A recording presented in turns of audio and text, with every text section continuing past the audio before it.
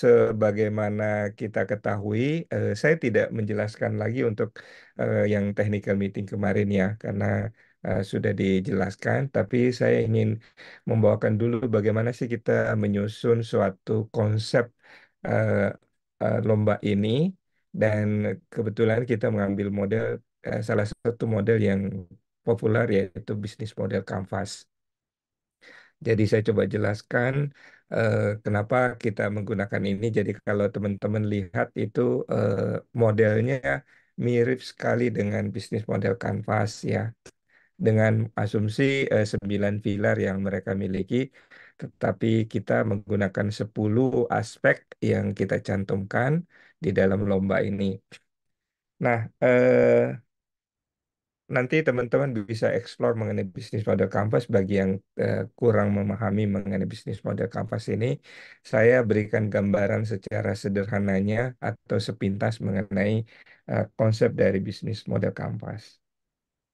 Sebagaimana kita tahu bahwa bisnis model Canvas itu ada 9 pilar, ya, 9 aspek yang dibahas, ya, yaitu yang eh, pertama di sini, ya, biasanya kita mulai dari tengah, gitu ya, biasanya mulainya dari tengah, yaitu value proposition, ya, apa yang ingin diberikan, ya, kepada siapa, kepada customer, ya, apa yang ingin diberikan kepada customer. Jadi tetap fokusnya kepada yang paling kanan yaitu customer ya, yaitu value proposition yang mau diberikan kepada customer ya. Nah, dengan hal ini tentunya untuk memberikan value atau nilai tambah atau sesuatu yang bermanfaat bagi customer ya, itu harus menggunakan kanal ya. Jadi ada kanal yang harus digunakan untuk hal tersebut ya. Kanal itu bisa, kalau sekarang banyak ya, melalui toko, melalui online, melalui distribution kanal yang lainnya, termasuk tentunya kontak center ya, mobile apps ya, itu termasuk kanal ya. Jadi kanal layanan ya, kanal yang digunakan untuk melayani pelanggan ya. Nah, tentunya di sini customer segment itu bisa terdiri dari beberapa ya. Ya, mungkin segmennya perorangan, segmennya korporasi, bisnis, sosial, rumah tangga, atau milenial, Gen Z, dan seterusnya. Jadi customer segmen itu banyak sekali ya yang mau dituju, ya tergantung dari value yang kita mau berikan kepada customer tersebut. Ya, jadi sekilas siklusnya seperti itu ya. Nah, tentunya di dalam hal ini ada hubungan ya. Jadi antara pelanggan dengan value yang di sini sebetulnya mereka ingin menciptakan yang namanya hubungan ya. Hubungannya seperti apa? Apakah hubungannya itu berlangganan? Ya, artinya pelanggan itu membayar setiap bulan atau berlangganan setiap tahun ya, atau dia hanya membeli se, seketika ya, sekali beli dan habis itu tidak ada hubungan lagi gitu ya, ya, atau memang hubungannya konstan gitu ya, jadi setiap bulan ada ini, atau hubungannya itu meningkat ya, semakin lama semakin meningkat ya, artinya ada pertumbuhan. Nah, itu adalah tipikal customer relationship yang biasanya dibangun ya. Kalau sekarang kita banyak menyebut istilah seperti customer experience, customer engagement, ya, customer loyalty. Nah, itu sebetulnya arena aja dari customer relationship ini. Ya, jadi hubungan ini tercipta ya melalui kanal, dan tentunya eh, untuk mencapai tujuan kedua belah pihak ya, tentunya pelanggan ini akan mendapatkan benefit ya. Tapi bagaimana dengan perusahaannya? Nah, perusahaannya itu akan mendapatkan benefit dari revenue stream ini ya. Dengan berlangganan, suatu seorang pelanggan itu bisa membayar sesuatu secara bulanan ya, atau membeli. Nah, revenue inilah yang didapatkan atas value yang diberikan oleh perusahaan tersebut kepada pelanggan. Nah, Ya, jadi sisi kanan ini kita anggap sebagai sebuah apa namanya dimensi yang menunjukkan bagaimana suatu perusahaan mendapatkan pendapatan dari pelanggan berdasarkan interaksi melalui kanal dan relationship dengan pelanggannya. Oke, jadi itu sisi kanannya ya. Nah, kemudian untuk memberikan value, maka perusahaan itu harus menjalankan operasionalnya. Nah, untuk menjalankan operasionalnya, maka kita lihat sisi kirinya. Jadi sisi kirinya itu ada aktivitas yang dilakukan, ya. Jadi ini ada aktivitas yang dilakukan untuk memenuhi ya nilai tambah tersebut. Aktivitas-aktivitas apa yang dilakukan untuk memenuhi, melaksanakan nilai yang ditawarkan kepada pelanggan. Ya, baik itu aktivitas, mungkin ada kegiatan eh, marketing, ada production, ada sales, ada service, ada supporting, ada kegiatan-kegiatan yang lain yang dilakukan ya untuk mendukung hal tersebut. Ada pengiriman, ada ya logistik dan lain-lainnya ya. Nah, jadi aktivitas ini menjadi kunci untuk mendeliver value-nya. Nah, tentunya untuk mendeliver value ini ya juga dibutuhkan sumber daya ya. Jadi aktivitas-aktivitas yang saya sebutkan tadi itu harus didukung dengan sumber daya yang memadai ya. Jadi ini perlu sumber daya yang memadai. Sumber daya itu apa sih? Ya, tentunya ada SDM, ya, ada teknologi, ada eh, bisnis proses, ada material, ada anggaran juga ya.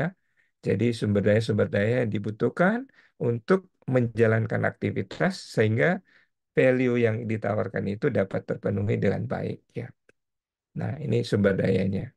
Ya, sumber dayanya harus tercukupi ya sehingga memadai untuk memenuhi ekspektasi dari pelanggan.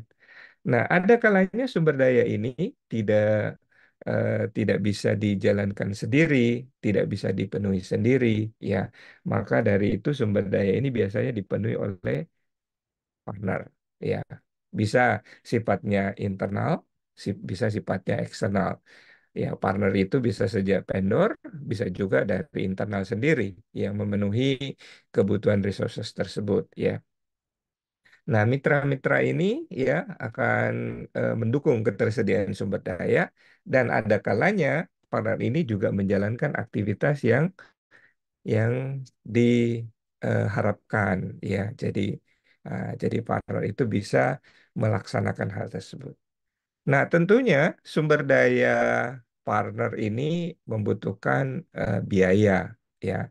Nah, biaya. Nah, jadi ini ada cost structure untuk mendanai semua itu.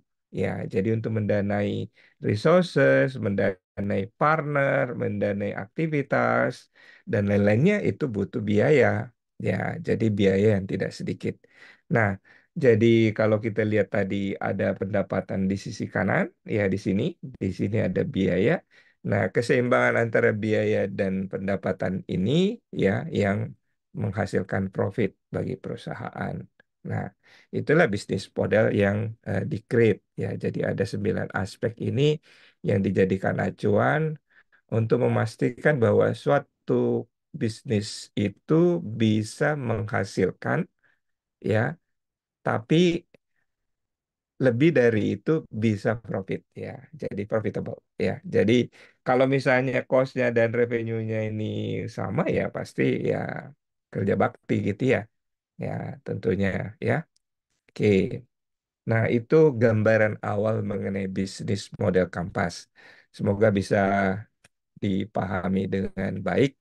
Kalau ada pertanyaan, saya persilakan.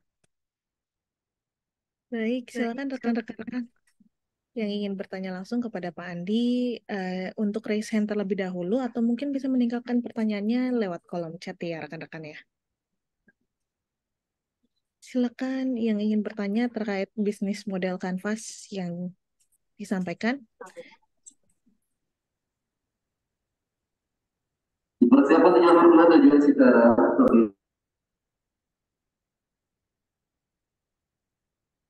Oke, sepertinya semuanya masih paham ya Pak Adi ya seputar bisnis model kanvas ini.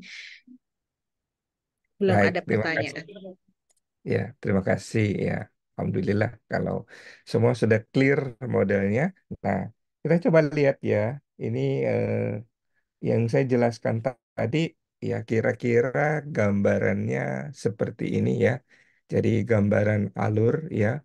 Jadi ya, kalau saya gambarkan tadi ya mulai dari tengah di sini, mulai dari tengah ya ini produk atau jasa yang ditawarkan ya.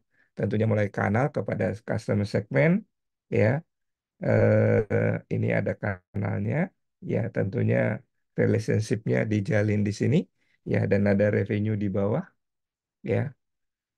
Oke, kemudian di sebelah kanan kita lihat ada aktivitas yang dijalankan, kemudian dari resources ada mitra, dan juga ada cost ya untuk menjalankan semua itu ya. Jadi siklusnya kira-kira seperti itu. Sebagai gambaran, ini ada sedikit ininya, eh, apa namanya, deskripsinya ya, berdasarkan ini salah satu contoh kalau kita mau melakukan pembukaan rekening melalui eh, video banking ya, atau video call ya. Ini contoh ada customer segmentnya, kemudian value-nya apa ya. Jadi ada value-nya, channel-nya ya, kemudian relationship yang dibangun, kemudian ini revenue yang didapatkan, key resources, key activity, partner ya, dan juga cost structure ya. Jadi kira-kira gambaran sederhananya seperti ini. Nah, baik, karena ini sudah dipahami dengan baik mengenai bisnis model Kampas, saya akan masuk mengkorelasikan hal ini dengan lomba korporat ya. Jadi lomba korporat tentunya ya, kita coba lihat di sini ya. Nah, ini ada 9 aspek plus satu additional information ya. Jadi additional information kebetulan tidak dicantumkan di sini. Tapi kita coba lihat sama-sama bagaimana kita menerjemahkan bisnis model Kampas ke dalam hal tersebut gitu ya.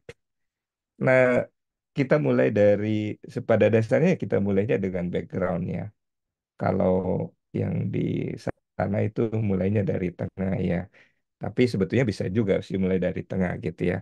Antara objektif dan background ini artinya ada korelasi yang erat ya. Ini harus ada korelasi yang erat gitu ya.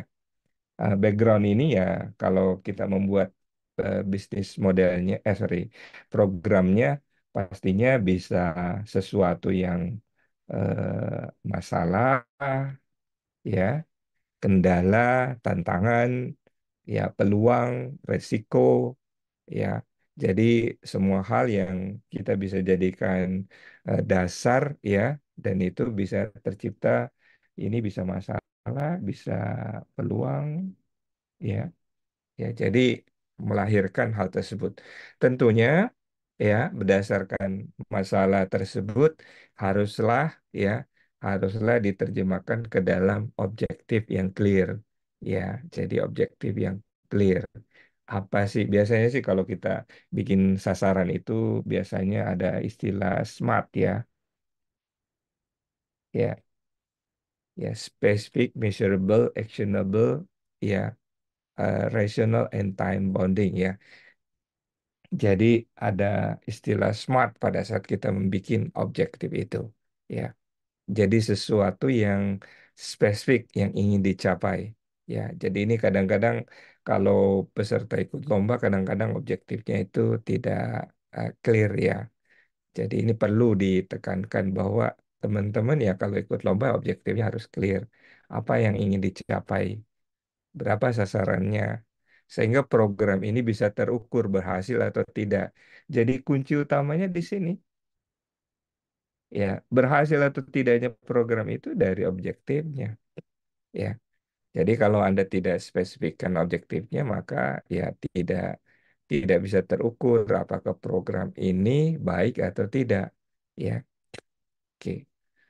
Nah, jadi eh, dalam kata lain ya ini menjadi tujuan, target, sasaran ya yang harusnya. Jadi ini clear dulu di depan gitu ya.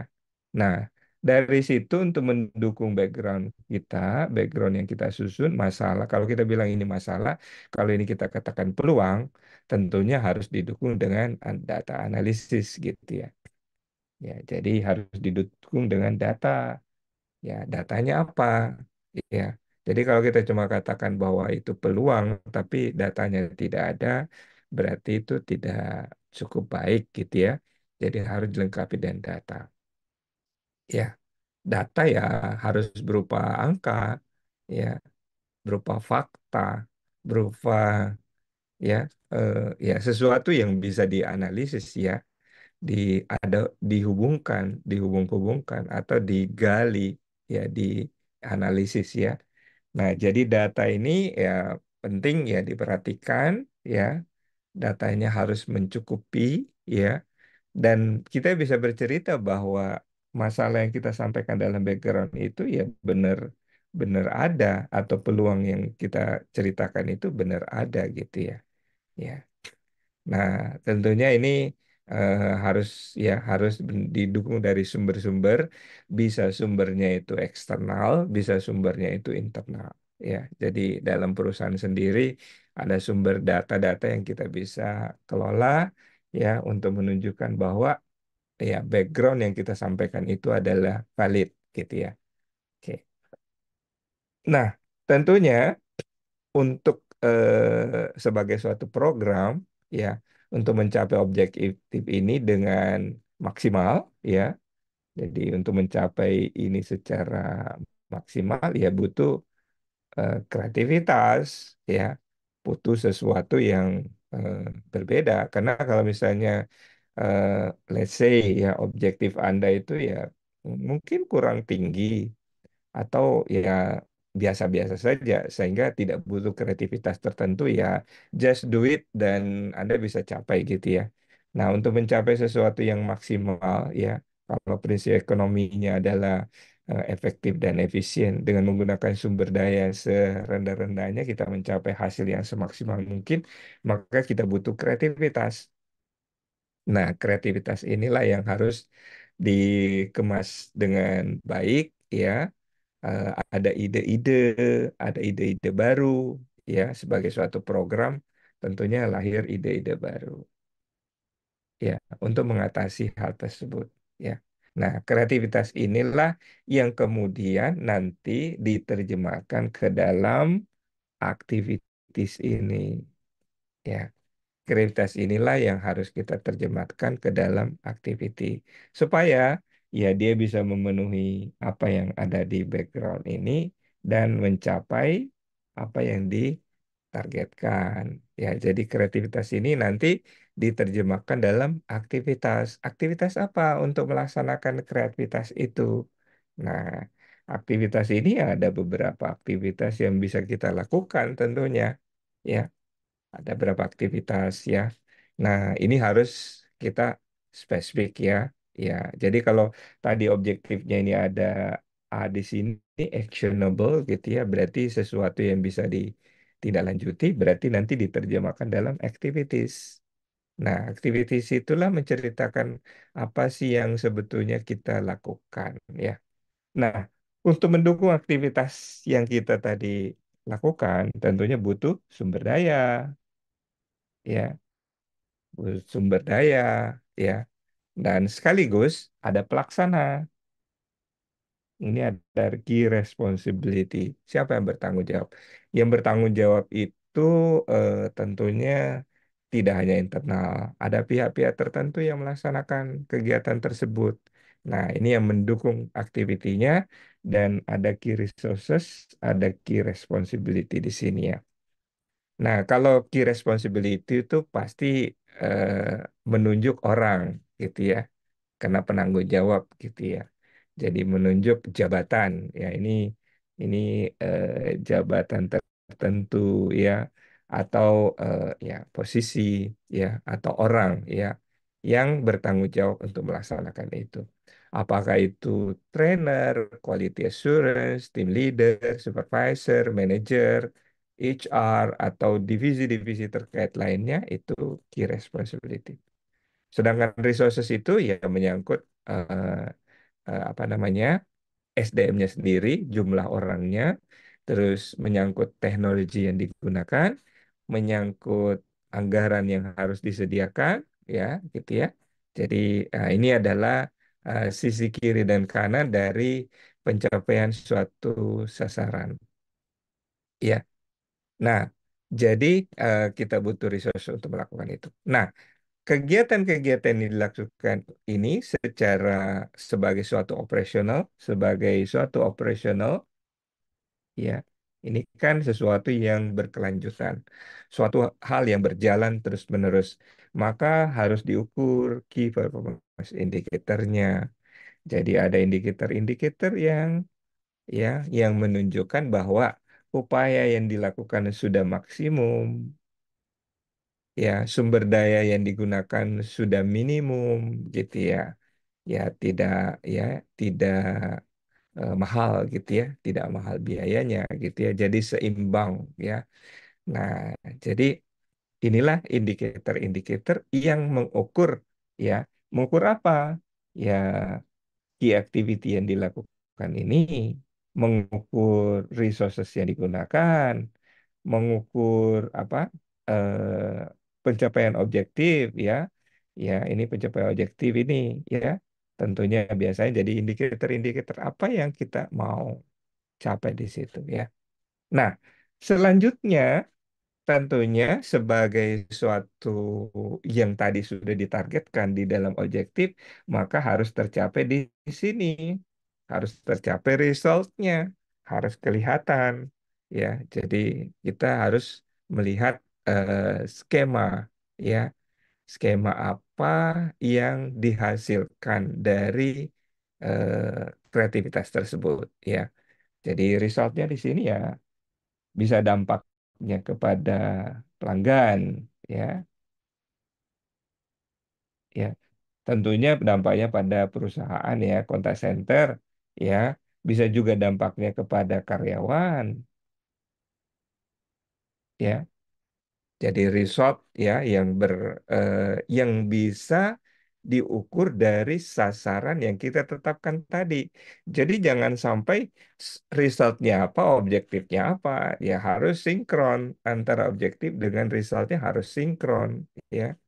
Jadi jangan objektifnya lari kemana, resultnya lari kemana, gitu ya. Ya yang dijelaskan tidak tidak ada hubungannya sama sekali, ya. Nah, jadi itu lingkupnya. Itu saya kira paparannya mengenai bagaimana kita menerapkan eh, corporate program ini berdasarkan bisnis model Kampas ya. Ya, kita mengadopsi ya, tetapi tidak semuanya diambil gitu ya. Cuma kalau formatnya sih ya mirip lah gitu ya. Ya, itu saya rasa jika ada pertanyaan silakan. Baik, silakan rekan-rekan yang ingin bertanya langsung untuk raise hand terlebih dahulu, atau mungkin bisa meninggalkan pertanyaannya lewat kolom chat ya. Ada yang ingin ditanyakan, teman-teman?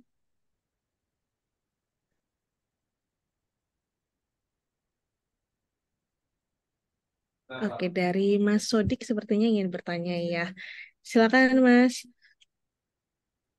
Selamat pagi, Pak Andi. Selamat pagi. Pagi, Pak. Sehat, Pak. Saya, Alhamdulillah. ya, saya Hakiki, Pak, dari Kontak BRI. Mungkin kita beberapa kali sudah sering ketemu setiap tahun ya, Pak. Jadi mungkin yang mau saya pastikan lagi adalah pertama berkaitan dengan cost structure tadi yang sempat disinggung, Pak.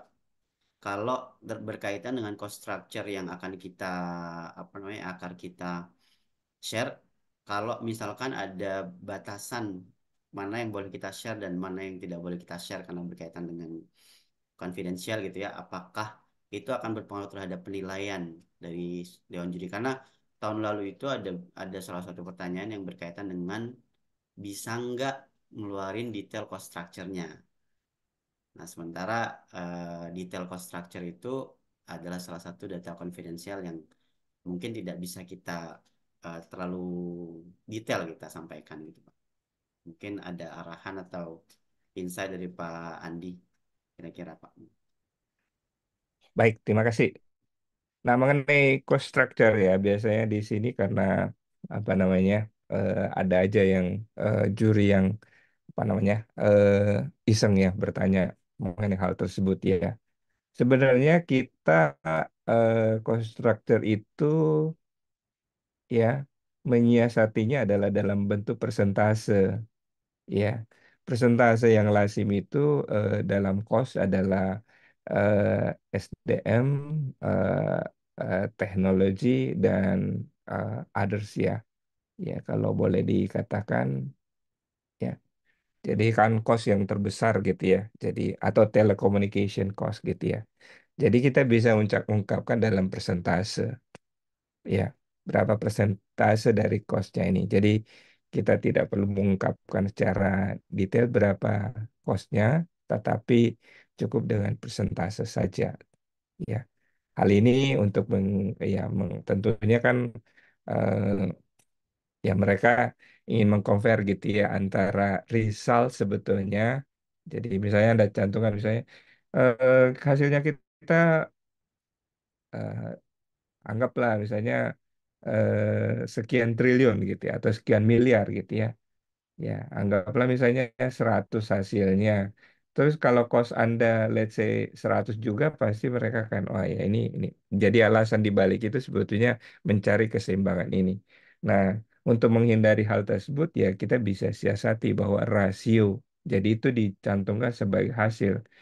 Rasio cost terhadap ini adalah sekian. Nah, itu bisa saja gitu ya. Sehingga mereka tidak bertanya lagi ya. Jadi nggak perlu bertanya, tapi kita sudah cantumkan adalah rasionya. Ya, gitu. Siapa nih? Terima kasih banyak, Pak. Baik, Pak Andi. Mungkin ada pertanyaan langsung dari Mas Dian. Silakan, Mas. Pagi Pak Andi. Selamat pagi. Terima kasih Pak penjelasannya. Saya mau tanya mengenai corporate program yang akan kita bawakan di lomba corporate ini ya Pak.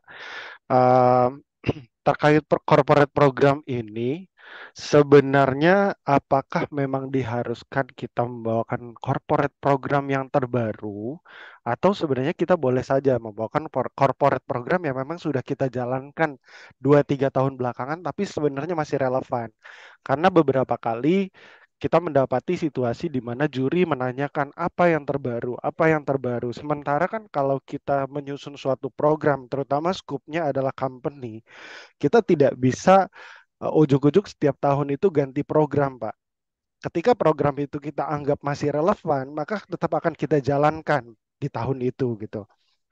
Mungkin program yang kita bawakan bisa jadi adalah program-program yang memang kita jalankan selama 3 tahun belakangan atau tahun lalu gitu, dan itu kita anggap masih relevan. Dan untuk meng-create satu program itu butuh effort yang besar ya Pak. Kita harus mengakses dulu program itu apakah uh, keberhasilannya seberapa besar gitu kan, kemudian cost yang akan kita keluarkan gitu, banyak hal yang harus kita perhatikan. Itu sih Pak. Ya, Karena beberapa kali kita mendapatkan pertanyaan dari juri itu, program apa yang baru, apa yang baru. Nah, hal itu menurut saya mungkin kurang relevan gitu Pak, apabila kita diharuskan untuk membawakan program yang benar-benar baru gitu. baik. Terima kasih Pak. Terima kasih. Ya, oke. Saya coba menangkap ya. Jadi gini, eh, suatu program yang lama, misalnya anggaplah ini programnya tahun 2022 ya, dan sampai sekarang ini dijalankan karena berhasil ya. Ya, jadi suatu program ya. Tentunya ya eh, suatu program yang dianggap berhasil biasanya itu ada perbaikan-perbaikan di dalam perjalanannya. Pasti ada kecil, ada yang besar, ya. Jadi tidak perlu bahwa harus besar. Suatu program baru itu harus di-create, tidak.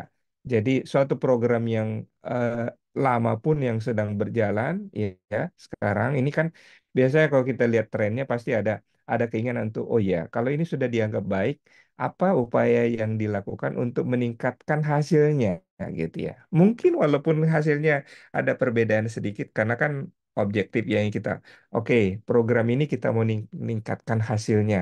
Mungkin tadinya hasilnya 90% menjadi 91 atau 92 gitu ya.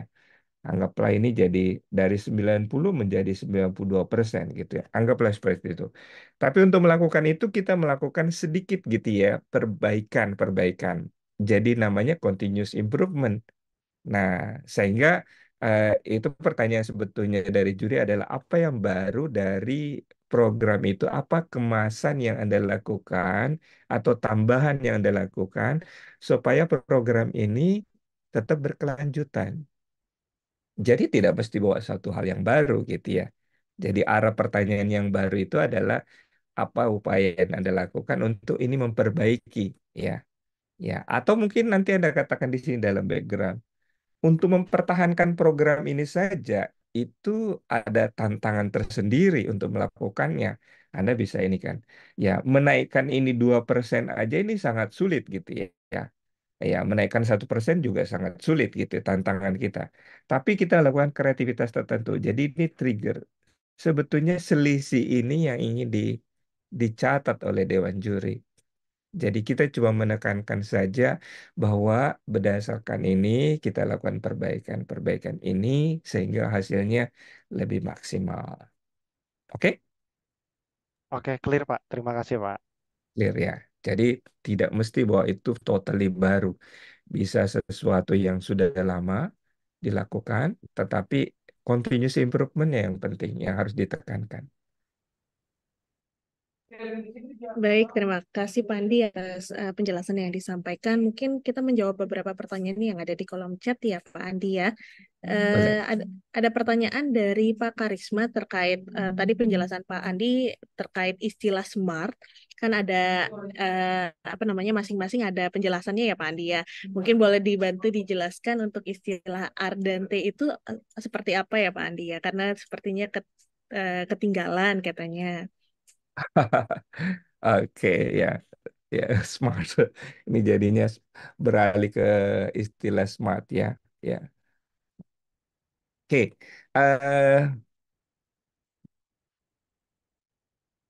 Baik. Nah, ini biasanya smart ya.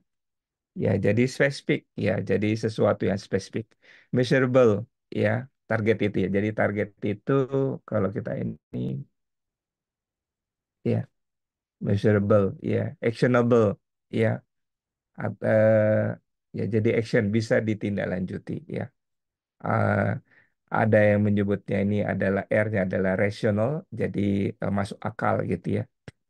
Iya, jadi masuk akal. Dan T-nya adalah time bounding atau time, eh, waktunya jelas ya. Jadi time ya waktunya jelas. Ya, oke.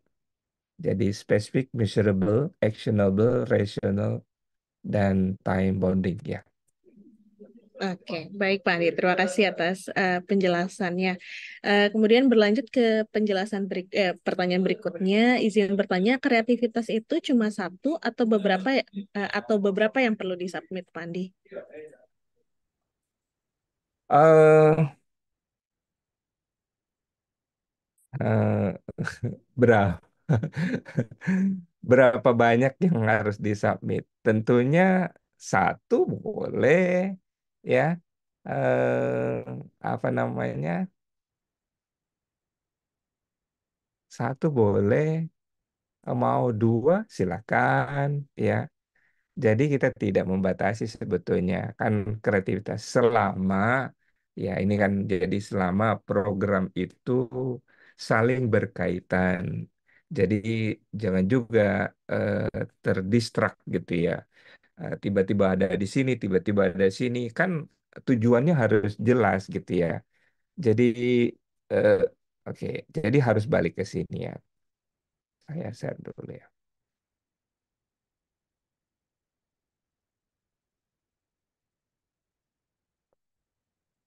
Jadi harus balik ke objektifnya.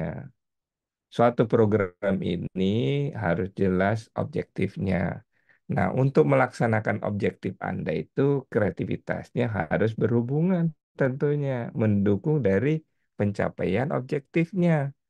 Kalau nggak mencapai kreativitas ini banyak tapi tidak correlate sama objektif yang Anda tetapkan ya sia-sia gitu ya. Tapi satu kreativitas ya ya. Nah, sebetulnya kan let's say kreativitasnya Anda anggap satu tapi di dalamnya banyak gitu ya.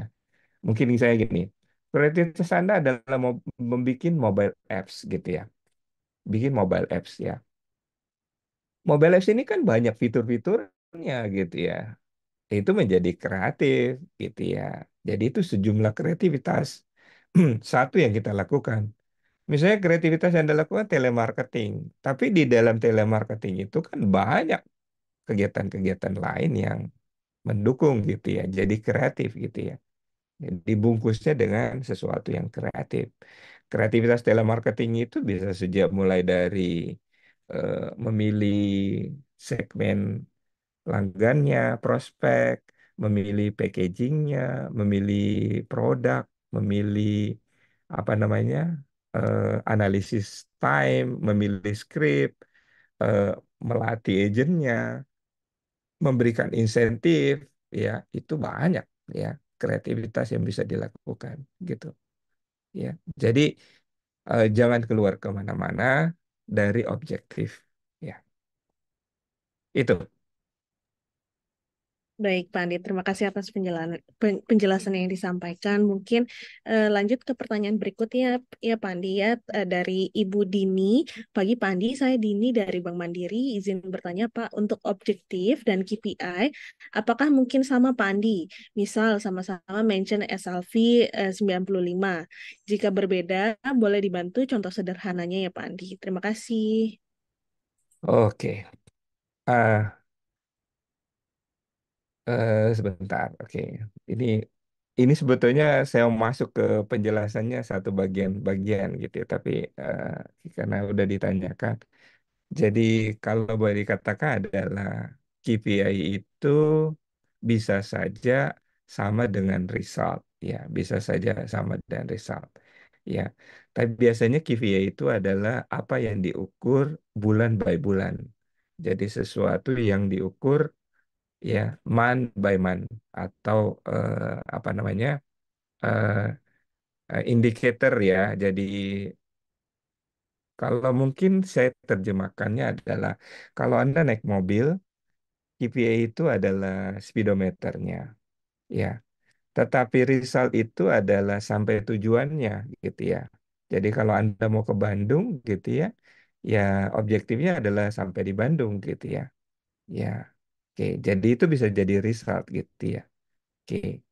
Nah, resultnya di sini ya bisa saja kalau Anda mau ukur misalnya KPI-nya berapa sih bensin yang dihabiskan, berapa rata-rata kecepatan yang dilakukan, yang ini eh, apa namanya, atau eh, berapa kali singgah gitu ya. Nah, untuk ini dan seterusnya ya.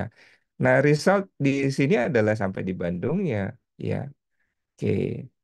Jadi uh, Anda bisa mewujudkan hal tersebut ke dalam result sesuai dengan objektif, ya. Tapi mungkin tujuan Anda ke Bandung kan tidak hanya sampai di Bandung, tapi mau ngapain di Bandung? Misalnya sampai di Bandung mau apa namanya?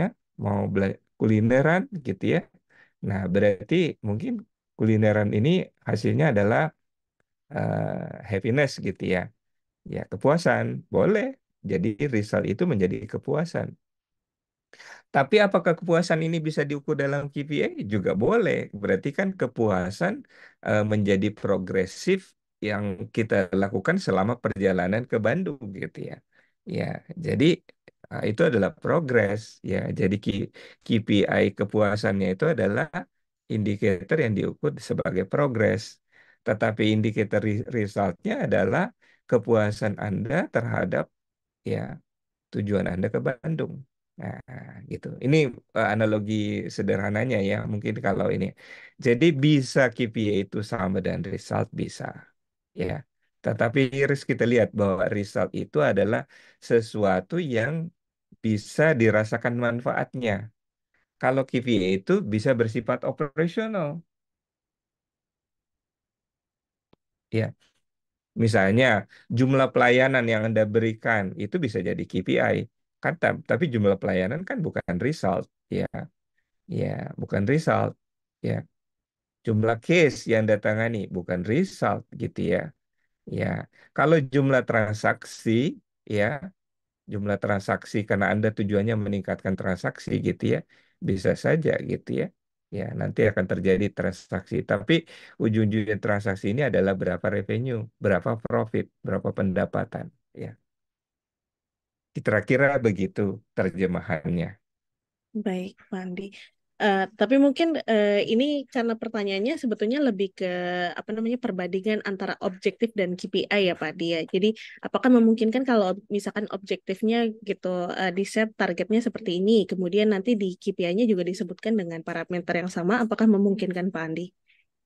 Bisa, kan objektifnya adalah apa yang mau dicapai.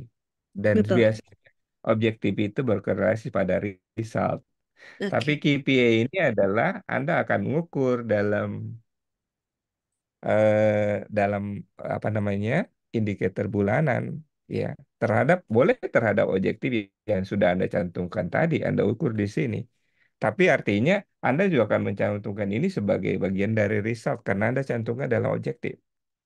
Berarti KPI ini lebih ke alat pengukurannya ya Pak di atas program yang dijalankan ya. Ya, Oke, jadi baik. ukuran-ukuran yang di secara berkelanjutan yang diukur. Baik, Pak. Terima kasih atas penjelasannya, Pak Andi.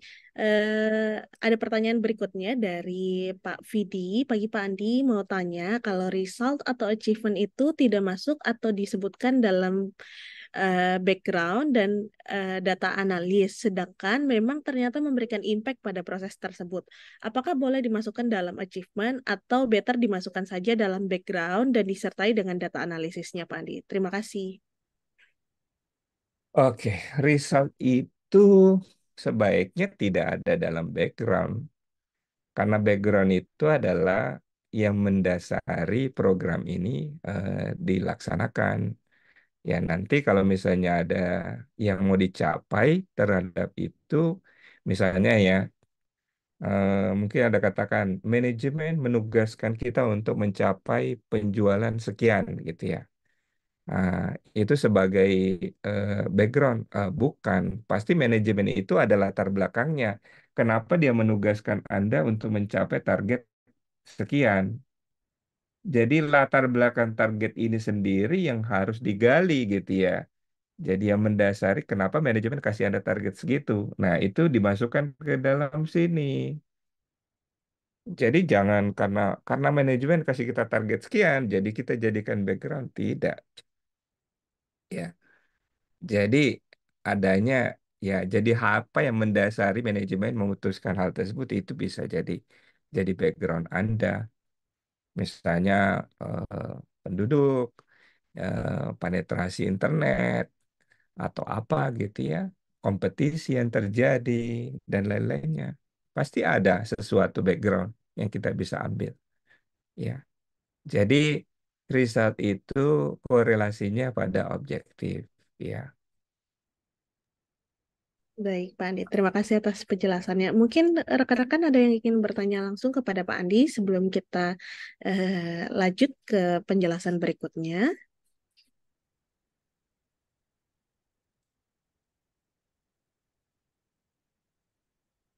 Oke, baik. Sepertinya belum ada ya, Pak Andi ya. Kita mungkin bisa lanjut ke penjelasan berikutnya, Pak Andi. baik, terima kasih.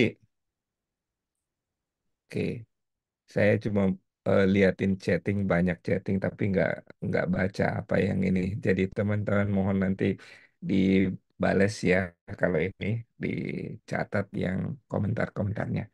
Nah, untuk metode lomba korporat ya, ini sekilas kayaknya penjelasannya ya. Jadi hanya untuk memberikan reminder aja ya, bahwa ini interviewnya secara face to face ya. Ada 3 kategori yang dilakukan secara online. Kalau tidak salah adalah customer experience, business contribution, satu lagi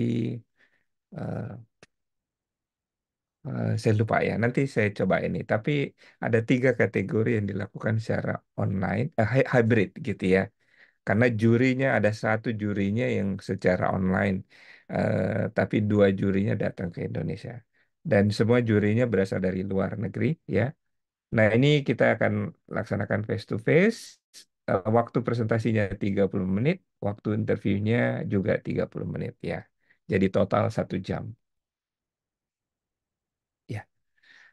Jadwal presentasinya sendiri sudah saya bagikan di teknik meeting, jadi bisa digunakan ya. Jadi dari technical meeting sudah ada.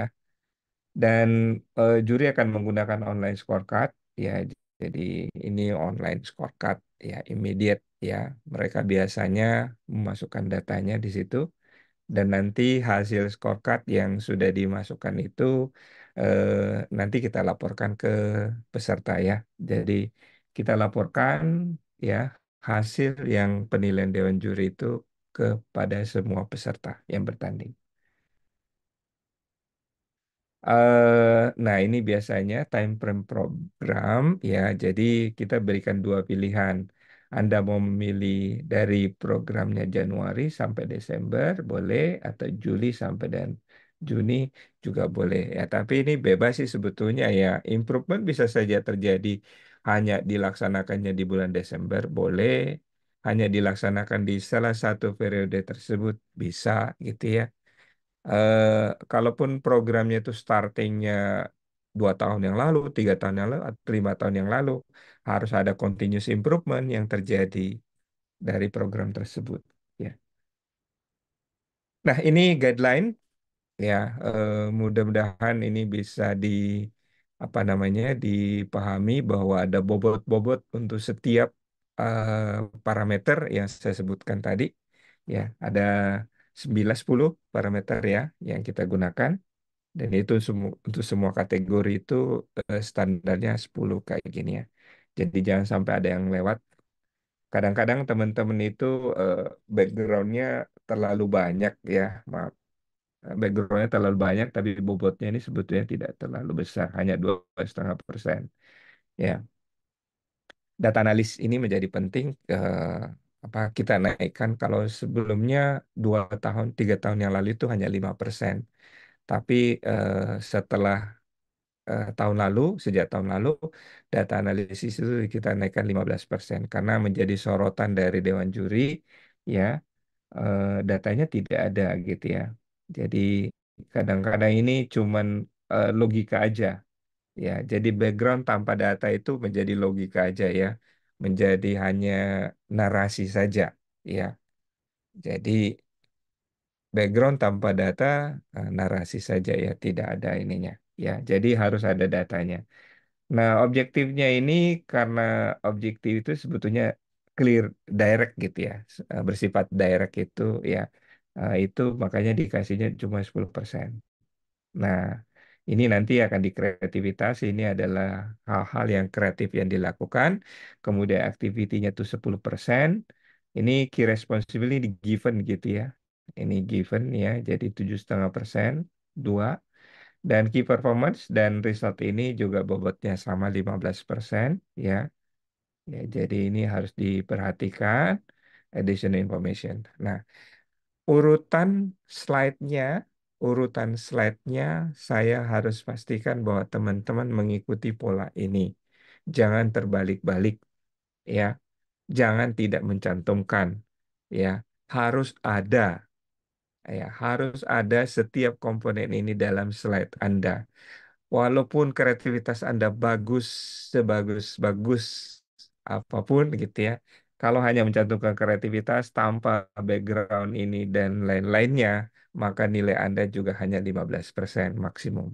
Ya, jadi harus mencantumkan semua aspek, tidak boleh ada terlewat. Ya, ya. Jadi itu ininya, karena ini judging guideline-nya kayak gitu, ya kita tekankan.